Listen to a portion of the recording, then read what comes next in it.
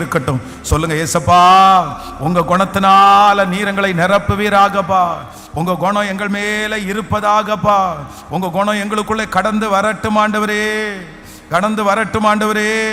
சத்தத்தை உயர்த்தி இயேசுவே அந்த குணத்தை கர்த்தர் எங்களுக்கு தருகிறதற்காக உமக்கு ஸ்தோத்திரம், ஸ்தோத்திரம், ஸ்தோத்திரம், ஸ்தோத்திரம், ஸ்தோத்திரம், ஸ்தோத்திரம். ஆமென். கர்த்தர் நல்லவர். கர்த்தர் உங்களை ஆச்சரியமா நடத்துவார். ஆமென். கர்த்தருக்கு சித்தமானா இனி இந்த நாட்கள் முடிகிற வரைக்கும் இந்த மாதிரி ஏதாவது ஒரு சுத்திகரிப்பின் ஜெபத்தை நம்ம பண்ணி நம்ம கொஞ்சம் சுத்திகரிப்போட புதிய வருஷத்தில் போகிறது நமக்கு ரொம்ப ஆசீர்வாதமாக இருக்கும். ஹல்லேலூயா, ஆமென். சொல்லுங்கள். நம்ம முடிஞ்ச வரைக்கும் யுத்தத்தினால நம்ம ஜெயிக்க முடியாது.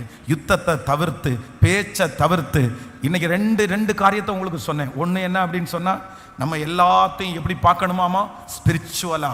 எல்லாத்துலேயும் என்ன பார்க்கணும் சொல்லுங்க? எல்லாத்துலேயும் ஆவிக்குரிய ஒன்று இருக்கணும். அதை ஃபஸ்ட்டு எடுத்த உடனே ஸ்பிரிச்சுவலாக தான் நீங்கள் மூவ் பண்ணணும். அப்போ உங்களுக்கு ரொம்ப நல்லா இருக்கும். வசனத்தை ஒப்பிட்டு பார்க்கணும், கம்பேர் பண்ணி பார்க்கணும். பேசும்போது கூட எப்படி பேசணும்னா அப்படி தான் பேசணும். ஆமென்.